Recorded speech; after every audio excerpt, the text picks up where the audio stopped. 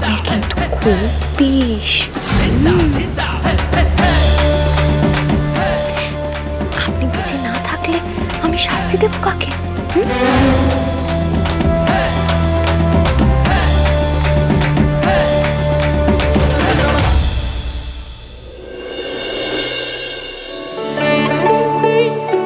এবার চলো।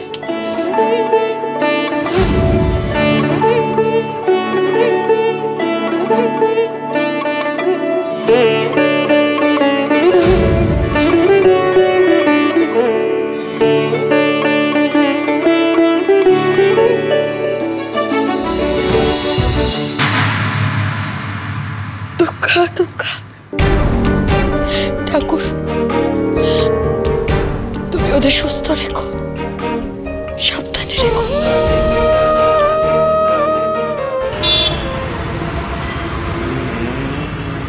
চিনি, বারবার টাইম জানতে চাইলে কি সময় এগিয়ে আসবে? আমরা ঠিক সময় বেরিয়েছি, ঠিক সময় এয়ারপোর্টে পৌঁছে যাব, চিন্তা করো না।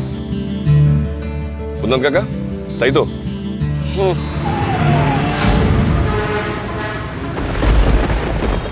এই কুন্দন কাকা, কি করছো? তুমি কি অন্য কিছু ভাবছো? মানে তখন থেকে অন্যমনস্ক হয়ে আছো। আমায় ক্ষমা করে দেবেন ছোট মালিক, আসলে চিনিমাকে নিয়ে একটু চিন্তায় আছি তো, তাই। ও, বেনারসে গিয়ে কি হবে সেই চিন্তা? আরে ভূতনাথ কাকা, আমি তো সঙ্গে আছি, আমার উপরে ভরসা নেই? না না, তা না, আসলে আপনারা উড়োজাহাজে যাচ্ছেন তো, চিনি তো জীবনে কখনো উড়োজাহাজে চাপেনি, যদি কিছু হয়ে যায় তাই একটু ভয় খাচ্ছি। ও, এই ব্যাপার। তাই বাবা মেয়ে দুজনে অস্থির, ভয়ে নিজেদের চোখের যে অবস্থা হয়েছে। আর বুদ্ধন কাকা, তুমি চিন্তা করো না, তোমার মেয়ের যা তেজ, ওর অসুবিধা হলে প্লেনটাই না থামিয়ে দেয়। না, আমি মোটেই ভয় পাবো না। প্রথমবার প্লেনে চড়ছি তো কি হয়েছে? আমি ভয় পাবো না, আমি ঠিক সামলে নেব। মেয়েটাকে একটু দেখে রাখবেন ছোট মালিক। বুদ্ধনাথ কাকা, আমি যখন আছি, চিন্তা করো না। চিন্তা না করে ঠিকভাবে গাড়ি চালাতে দেখি, তা না হলে প্লেনে ওঠার আগে দুর্ঘটনা ঘটে যাবে কিন্তু।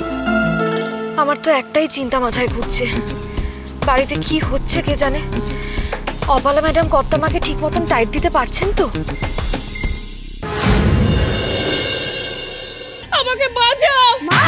মা, কি হয়েছে মা? ও আমাকে কি করছে আপনার সাথে? কি হলো? তোমরা কার কাছে আমাকে রেখেছো? কেন, অপালা কি করেছে? আমাকে একা পেয়ে আমার ক্ষতি করতে চায়। সে কি? কেন? তোমার সাহস অপালা? কিন্তু মা, আমি বুঝতে পারছি না অপালা এরকম করবে কেন।